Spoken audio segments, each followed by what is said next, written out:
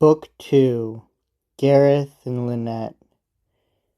The last tall son of Lot and Bellicent, and tallest, Gareth, in a showerful spring stared at the spate.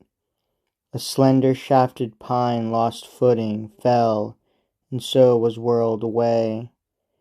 How he went down, said Gareth, as a false knight or evil king before my lance, if lance were mine to use. O senseless cataract, bearing all down in thy precipitancy! And yet thou art but swollen with cold snows, and mine is living blood.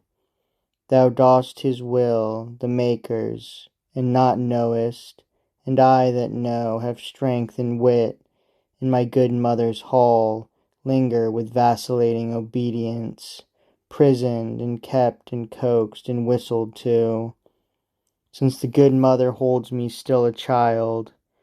Good mother is bad mother unto me. A worse were better, yet no worse would I.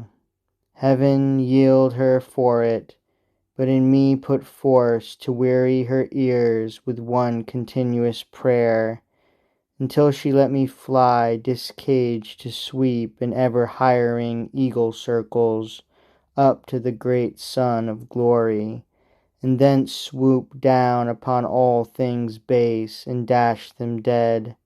A knight of Arthur, working out his will to cleanse the world.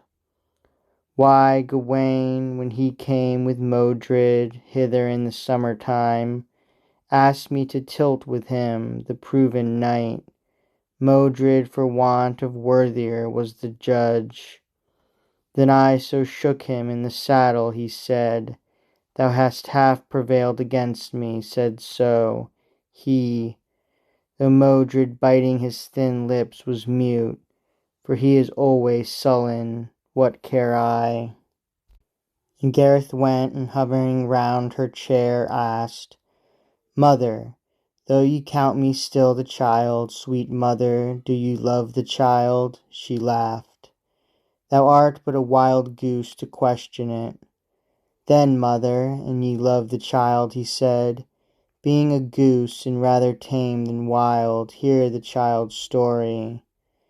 Yea, my well-beloved, and 'twere but of the goose and golden eggs. And Gareth answered her with kindling eyes, Nay, nay, good mother, but this egg of mine was finer gold than any goose can lay. For this an eagle, a royal eagle, laid almost beyond eye reach, on such a palm as glitters gilded in thy book of hours.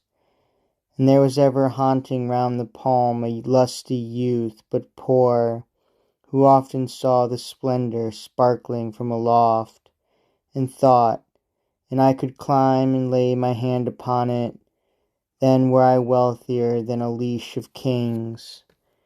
But ever when he reached a hand to climb, one that had loved him from his childhood caught and stayed him. Climb not, lest thou break thy neck, I charge thee by my love. And so the boy, sweet mother, neither clomb, nor brake his neck, but brake his very heart in pining for it, and passed away. To whom the mother said, True love's sweet son had risked himself and climbed, and handed down the golden treasure to him. And Gareth answered her with kindling eyes, Gold, said I, gold?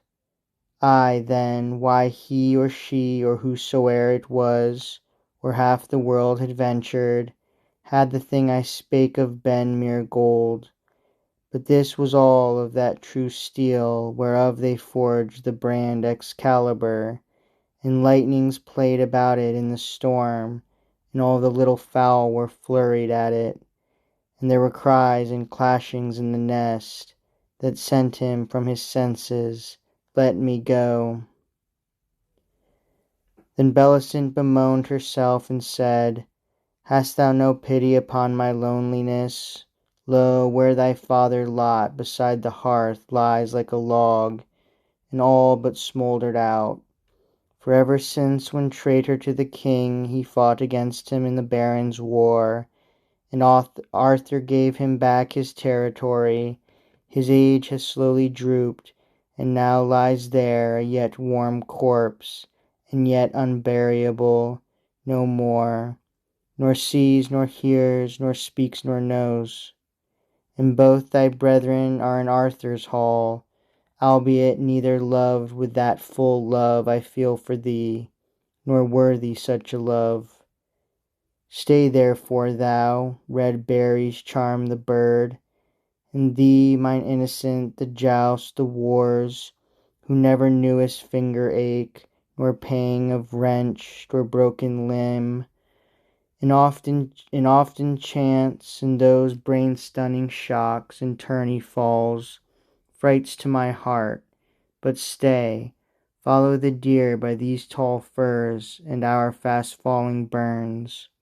So make thy manhood mightier day by day. Sweet is the chase, and I will seek thee out some comfortable bride and fair, to grace thy climbing life, and cherish my prone year, till falling into Lot's forgetfulness, I know not thee, myself, nor anything.